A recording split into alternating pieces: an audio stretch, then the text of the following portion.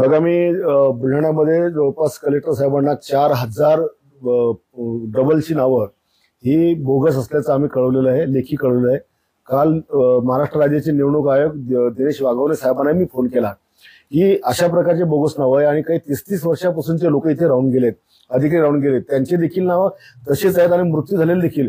हा आकडा जिल्ह्यात जर विचार केला तर लाखापेक्षा अधिक हा आकडा आहे आणि निवडणूक आयोग म्हणतो नाव काढू नका। अरे ही जी डबल नाव ही तुम्ही काय काढत नाही?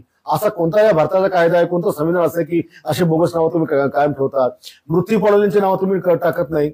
25 जुलैला तुम्ही सांगितले की नाव काढू पण नका पण टाकू नका। कालपर्यंत जे मुलं तरुण झाले, वयात आले, ज्यांना मतदानाचा अधिकार प्राप्त झाला, तुम्ही त्यांचा अधिकार हिसकून घेत नाहीये का? पण जे मृत्यू झालेले आहे ते नाव काढणे, त्यांचे लोक नाव काढणे, त्यांचे परिवारातील काय अशी उपाययोजना आहे तुमच्याकडे की नाव काढल्या गेल्या पाहिजे? आता हे सगळं काही शासनाच्या हाती नसतं, हे निवडणूक आयोग ही स्पेशल संस्था आहे। त्याच्यामुळे त्यांनीच हे ठरवलं पाहिजे की एकतर सगळ्यांचा मृत्यूचा दाखला हा तुम्ही निवडणूक आयोगाशी जोडून घ्या, आधार कार्डशी जोडून घ्या, म्हणजे किमान कळेल तर की कोणता मृत्यू झाला काय झाला। आणि हे जे डबल नाव हे आधारशी लिंक जर केले तर पुन्हा डबल नाव कधीच कुठे येणार नाही। म्हणजे काही लोकांना नगरपालिकेत निवडणूक करायची तर ग्रामीण भागातले नाव टाकतात, त्याच्या वर्ष निवडून येतात आणि ते ग्रामीणचे नाव पुन्हा जिल्हा परिषद नगर परिषद बाहेर जातात, तिकडे मतदान करतात।